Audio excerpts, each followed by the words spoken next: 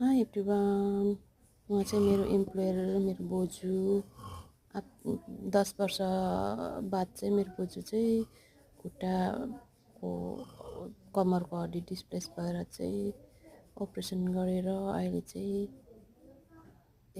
सिक्किममा हुनुहुन्छ होइन, रिकभरी सेन्टरमा हुनुहुन्छ बोजू। अन्तखेरि यत्रो वर्षको एक्सपिरियन्स चाहिँ अहिले अब त्यति 10 वर्षसम्म त बोजूलाई कहिले एडमिट गरेको थिएन। योपालि चाहिँ 1 महिनै हुनु लाग्यो भनौँ न, यहाँ 3 विक्स भयो रिकभरी सेन्टरमा। अन्तखेरि 1 विक हस्पिटल भन्दाखेरि एक महिना भयो बोजू। अब पहिला चाहिँ घरमा अलिअलि हिँड्थ्यो होइन, हेलिकनमा टोइलेटहरू जान्थ्यो। अहिले चाहिँ अपरेसन गरेपछि हिँड्नु सक्दैन, जिउ पनि पुरा हेभी छ होइन।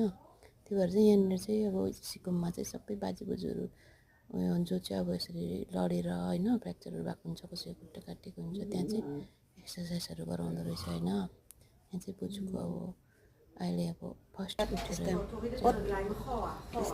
त्यो उठाएर उयो गराउँदैछ, सिकाउँदैछ भन्नु, तर सक्दैन होइन।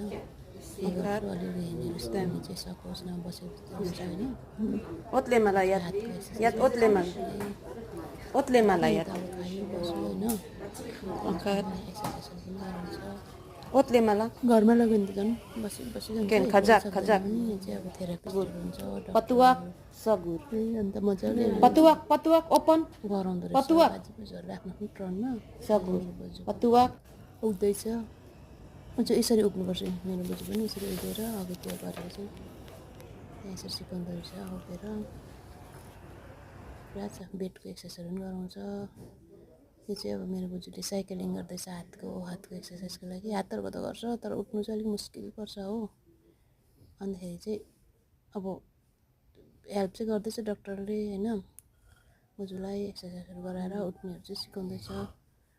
के हुन्छ है, म अपडेट दिँदै गर्छु नि ल बोजूको मेरो इम्प्लोयरको। मैले त्यतिकै सानो भिडियो बनाएको यो फर द मेमोरी हुन्छ भनेर।